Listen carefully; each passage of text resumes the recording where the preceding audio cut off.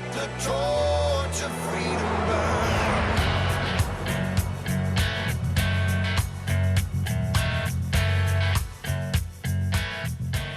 Welcome to the intersection of faith and the culture. This is WallBuilders Live, where we talk about the hottest topics of the day from a biblical, historical, and constitutional perspective.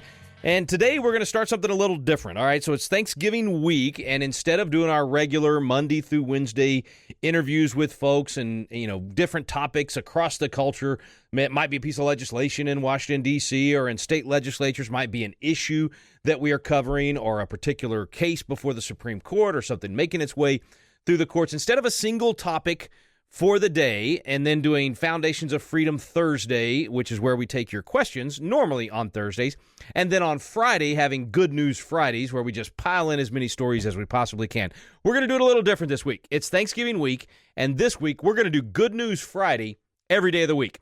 Now, this was the suggestion of some listeners who said, hey, wait a minute, it's Thanksgiving week. Why not just get rid of all those good news stories that keeps piling up in the stacks for David and Tim? Let's get as much out as we can Thanksgiving week, because then we have all of those stories to give thanks for. And we thought that was a fantastic idea. So that's what we're going to do throughout this week. We do have a couple of interviews that we're going to share that are just good news stories that we wanted to throw in for the week as well. But mostly it's just going to be Good News Friday all week long. So lots of good news stories to share with you today. By the way, I'm Rick Green, former Texas legislator and America's Constitution coach, and I am here with David Barton.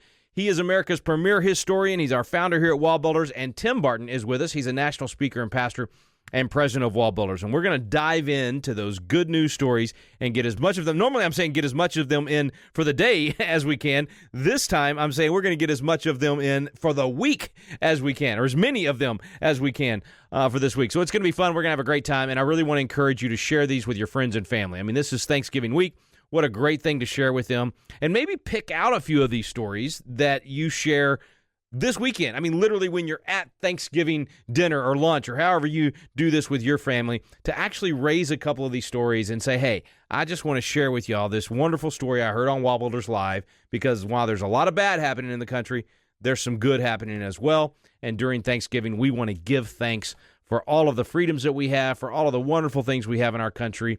Even while we talk about the tough things that are going on, I want to encourage you to raise that at Thanksgiving lunch as well.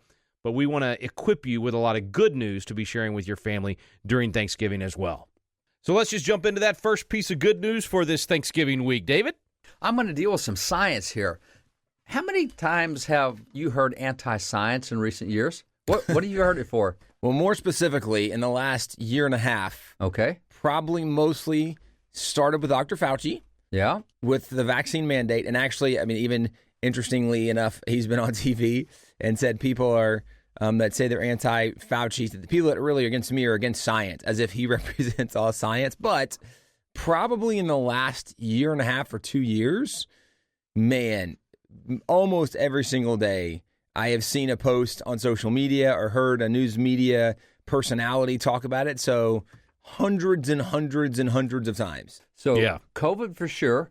What are the topics you hear anti-science on? Global warming was a big deal before climate that. change, yeah. Which, yeah, now if we're going to think about all the leftist agenda things, Right. It is. It really is. It is. So whether it be gender or climate change or Vaccines, yeah. masks. So how far back are we going? Well, it's interesting because I say that because one that used to be at the top of the story just even 2 or 3 years ago was embryonic stem cell research. Yeah, that's And right. Stem cell research used to be follow the science and you'll do embryonic stem cell research. This goes all the way back to Clinton, when he was president, and he gave the thing that, embryonic stem cell research is going to cure all diseases. And so Christopher Reeves, who broke his neck, the guy who played Superman, I mean, it was going to be embryonic stem cell research that would give him his limbs back. He had been paralyzed from the neck down. And John Edwards, remember him? That's VP candidate for Kerry Edwards, got up in and literally gave speeches saying they're going to walk out of their, get up out of their wheelchairs. He sounded like it was crazy. It was crazy. It was. Yeah. It sounded like a revival meeting. And you remember Michael Fox, same thing. He'd had some physical problems then, and there's going to be embryonic stem cells that cured all this. And so all that was going, and they touted that, and they've touted it since Clinton all the way through.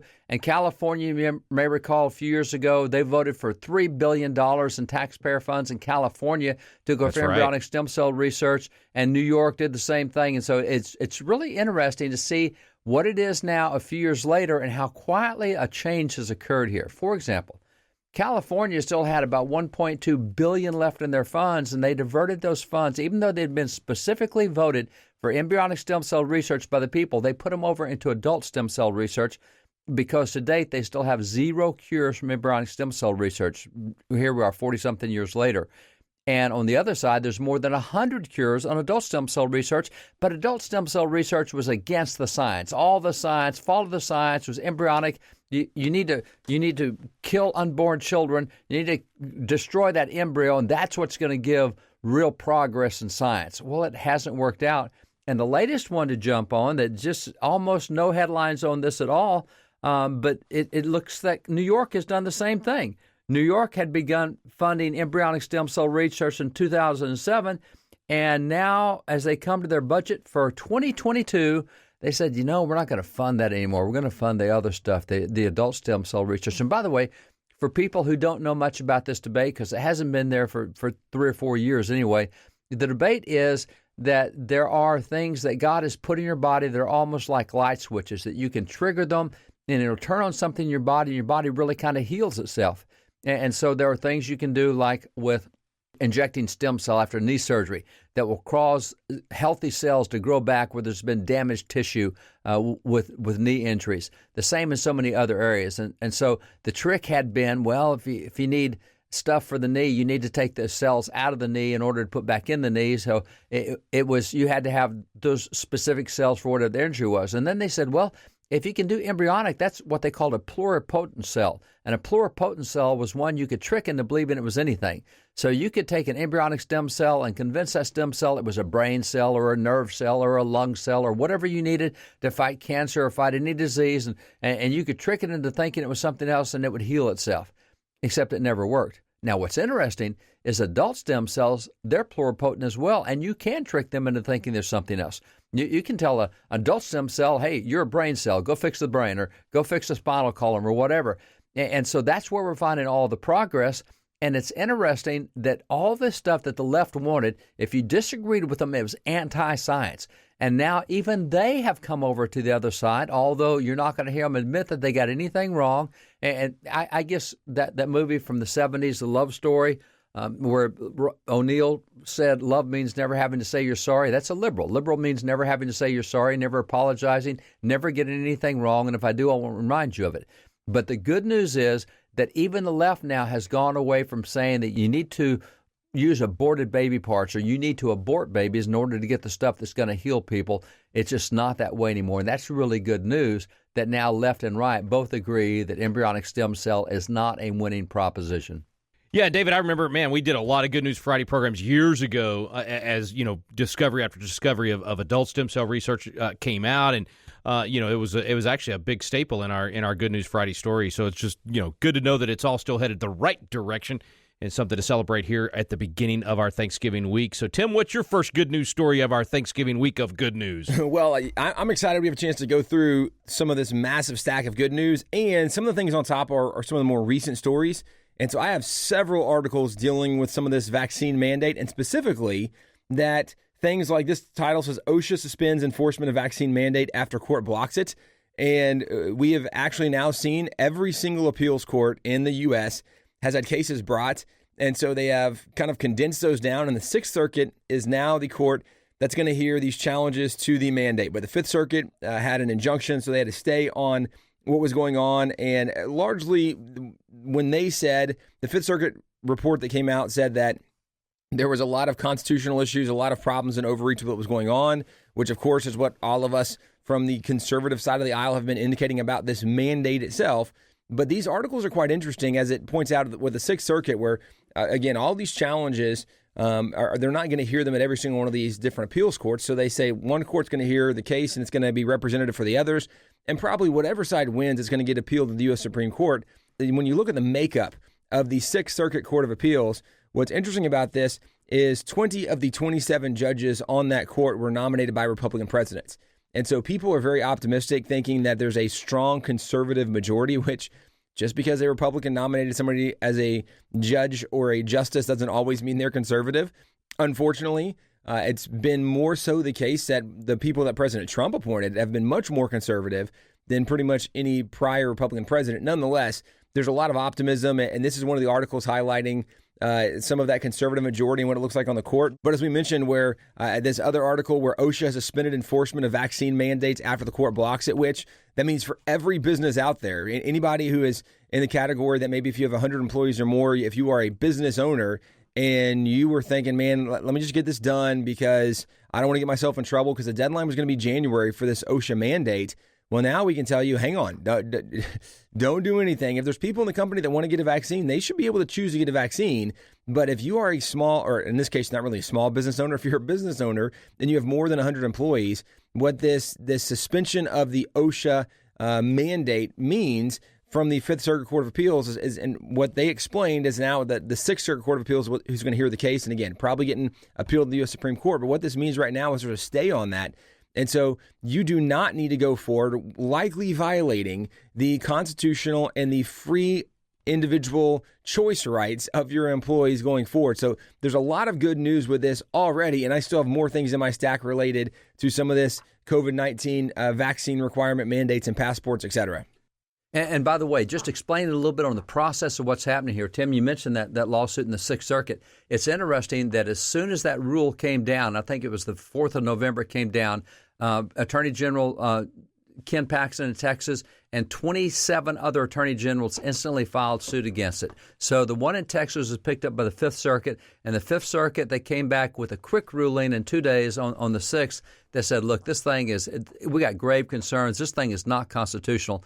And so that's where the early news got out that it looks like this is going to be dumped. And then they came back a few days later with a really comprehensive ruling. They had really dug into it, and they really had thought through their ruling, so they came back very strong. And in the meantime, all these other states had filed. And so what happens is every single circuit court in the United States had one of these lawsuits going. And that's where the rules of the federal judiciary say when that happens, you just throw everybody into a lottery, and we'll pick some circuit, and one circuit will hear it. Because what gets a case to the Supreme Court faster than anything is having all the circuits deal with it or having mixed decisions in various circuits. And so it really doesn't matter. And Tim, as you mentioned, the Sixth Circuit is the most conservative circuit, but it could have been picked up by the Second Circuit, which recently just went back to the Democrat side. Biden with his judges, that's flipped back the other way. So either that or the Ninth Circuit, which is flipped back. Either one of those could have been in the lottery. And the guarantee is just almost certain that whether it's going to be a conservative circuit like the Sixth Circuit or a liberal circuit like the Second or the Ninth, it's going to get back to the Supreme Court. Just the fact that you have that many lawsuits means you're going to hear something from the Supreme Court on this. So the Supreme Court, I mean, they know they got to pick this up. They know this is a big issue. And you can pretty much look at the philosophical positions of the judges. You know the constitutionalists are going to come back and say this is not the jurisdiction of the federal government. And you know that those that want big government of the court are going to come back the other way. So this is probably going to be a 5-4 decision, maybe a 6-3 decision, depending on where Roberts goes with this thing. Could be even more than that, actually. We've had a couple of the liberals surprise us recently. But nonetheless, this is why it is such a big deal. But what we're really waiting to see right now is not how the Sixth Circuit comes down, because I think you can pretty much say they're going to come down against the mandate. What we're waiting right now is just to get this thing through the circuit courts and onto the U.S. Supreme Court, where this thing is finally going to be determined. Well, and in fact, to speak directly to this is one of the attorneys that was, right there with the Fifth Circuit dealing with this, had one of these cases that was brought together for the Fifth Circuit decision that was handed down. Our good friend Kelly Shackleford, he was with us at the legislators conference and actually speaking to these legislators just a week or so ago about all the different things in the courts right now on religious liberty. And we had the chance to step out in the hallway and interview him about specifically this vaccine mandate case. And, of course, he's got our friends over at American Family Association, the Creation Museum, all these great conservative organizations. And so we'll get an update from him. This was before the lottery took place. So some of the things he's talking about are setting us up for that lottery and explaining how that's going to work. But just a really great interview with Kelly out in the hallway, literally, at the Pro-Family Legislators Conference. Quick break. We'll be right back with Kelly Shackleford from First Liberty right here on WallBuilders Live.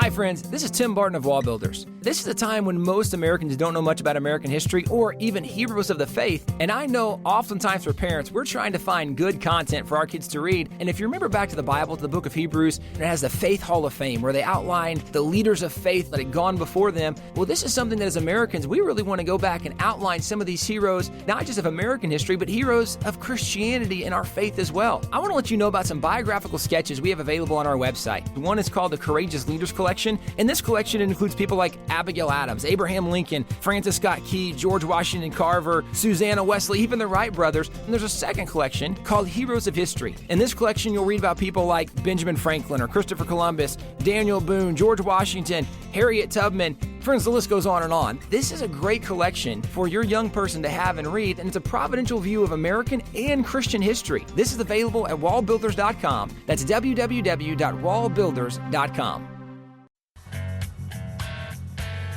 Welcome back to WallBuilders Live. I am in the lobby of a hotel because I just grabbed one of the coolest attorneys on the planet who has maybe the hottest case in the nation, the vaccine mandates.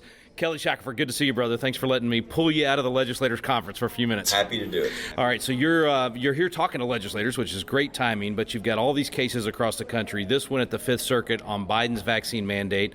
Y'all have got to stay on the mandate at this point. This is huge, man. You've got, American Family Association, Creation Museum. You got all these great clients for this particular case, but super excited about what came down. Tell us a little bit about what's going on. Well, the way it works, first what we had is Joe Biden, the President of the United States, deciding that he wanted to take over every large company in the country, if you have 100 or more employees, and the 84 million employees, and tell them what their health care can be. It's just a massive power grab. It's unconstitutional. It violates federal statutes. And here's what people don't know. Saying overreach seems so wimpy compared to what this actually is, right? And here's what most people don't know. Yes, he took over all the companies. That includes every religious organization in the country that has 100 or more employees. Churches. Okay? This is pretty outrageous. And so we filed 3 lawsuits. And the way this works under OSHA, it's really weird. It's not normal like when you sue in a district court. There's procedures you have to follow. So you file directly in the Court of Appeals. So you skip the district court. You just skip, and you file in there, and you say, hey, they're not applying their rules correctly. And what happens is, then what happened in the Fifth Circuit is they took all the cases that were filed. One was by the state attorney general.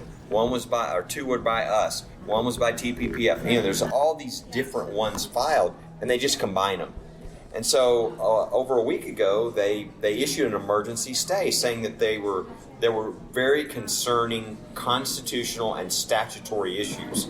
And a week later, they asked for briefs and everything to come in Monday and Tuesday, which we all did.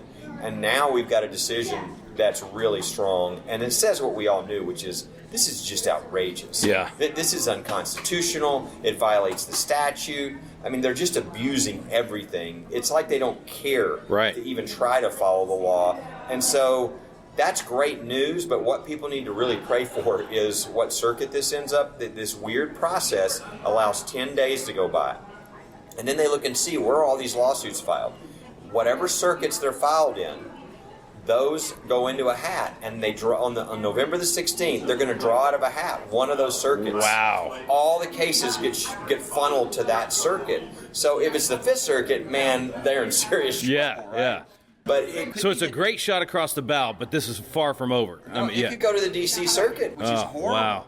And this is in the enabling legislation for emergencies for OSHA, which Article 3, Section 3 allows Congress to kind of decide that appellate process. So this weird process is different. And by the way, they've tried this, I think 6 times. Wow. And it's been, they've tried this and it's been challenged. These emergencies, ETS, these emergencies. 6 times they've done this, that they've been challenged. They've only been successful once. Wow. Okay, and this is not the one. This is so off the page. So really, it's an important case, but I think it's highly likely that by the time we get to January 4th, this OSHA thing is not going into effect. And here's the thing people also know, Rick. Even if it did, which it's not, the federal law is still in place that gives everybody a right to a religious exemption, to a medical exemption. So, a lot of people are panicked over this. The reality is the law is still in place to protect everybody. I've had a lot of religious people who run businesses saying, what am I supposed to do? What do I do if they force this mandate? I said, well, if it was me, I would say, you know what? Even though this mandate comes into place, we also have protections for religious freedom. And I just want you to know I respect the law.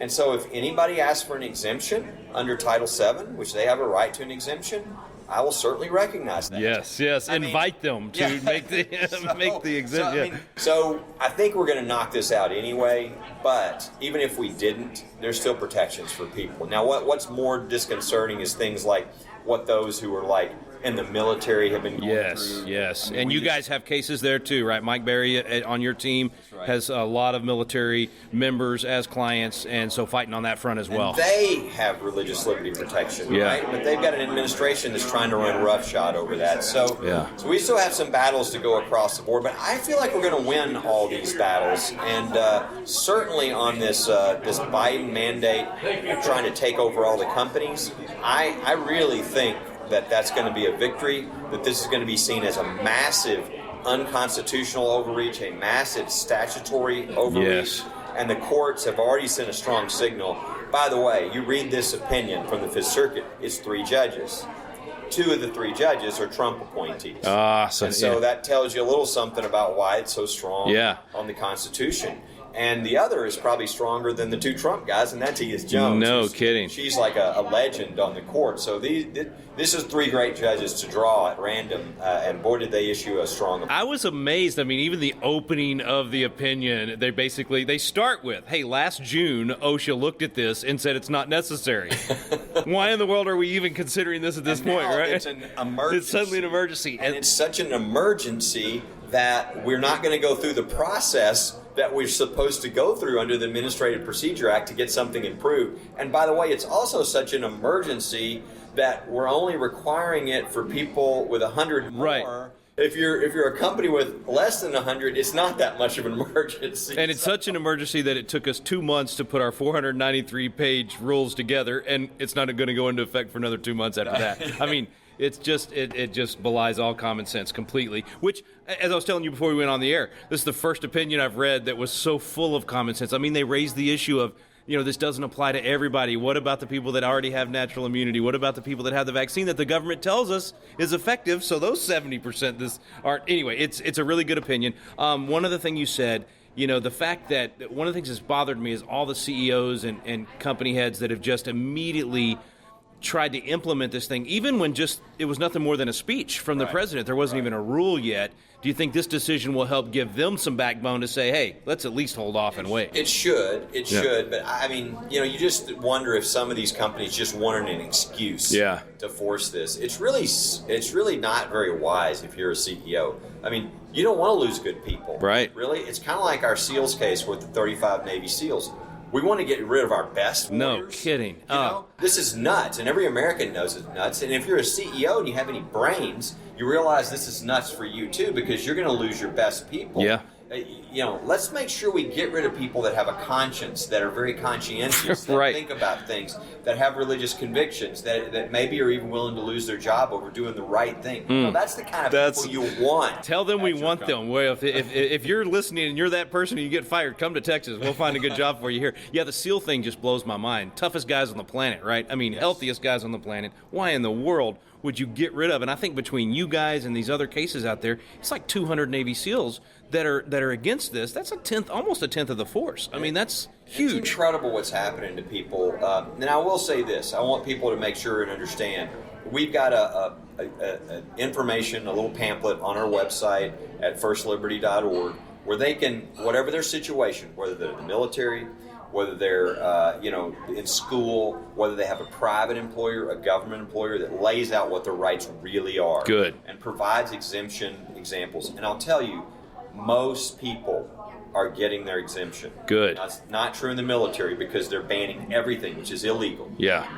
But it's true most other places. So I don't want people to be intimidated out. Good. And even if you're denied, force the denial, because it's a violation of federal law, and it will give you rights to proceed if you so want to. But realize that information is out there. If you know somebody who's struggling, have them go to firstliberty.org. It lays out what the law is. You are protected. You can make decisions. And people, and I can't tell you how many people have come up to me just at random, we didn't even know, that said, hey, I know you don't know this, but thank you. You saved my career. Wow. You know, 30 years I thought I was done. And now that I said, we didn't do anything. We just put it online. They said, no, it really makes a big difference. That's awesome. So, if you know somebody or it's you or whatever, don't despair. The law is there. You can go and reach that and hopefully, continue doing what the Lord has you doing. Firstliberty.org. Go there and get the information. What a treat to have you, Kelly. You guys, you have no idea how cool this guy is. Look, he's about to go on stage and speak. I grab him and pull him out in the hallway. He's calm as a cucumber. It's like no big deal. Most people are panicking about what they're about to speak on. And here he is. He's got these big cases going on. Brother, I love you, man. For such a time as this, God put you in this place. You are saving so many people their jobs, these people in the military, giving them comfort and aid, supporting them. We appreciate you very much, Kelly. Appreciate you, Rick. That was Kelly Shackleford right there at the Pro-Family Legislator Conference. And guys, of course, he wanted it to stay in the Fifth Circuit, which I think we all did. But Sixth Circuit, as Tim said at the beginning of the program, could be really good. It could be really good. And I think what's going to happen with this is no matter which circuit it goes through, we talked before, it's going to head to the Supreme Court pretty quickly. And I think the court will take this, and I think they'll move fairly rapidly on it. I don't think this is one of those controversial decisions that you're going to have to wait till June before they come back with their decision, which they often do in religious liberty cases or marriage cases or whatever. I think they'll come back with this pretty quick because the nation needs clarity and guidance on this. This is dividing the nation like few things have in recent years. So I think you'll see a pretty quick return on this decision. What a great way to close out our first day of our Thanksgiving week of Good News Fridays. It's probably the biggest case in the country right now with all that is going on. So good news on that front and much more good news to share with you throughout the week. So join us all throughout this Thanksgiving week for Good News Friday type programs. Lots of good news to share with you. You've been listening to WallBuilders Live. We stand under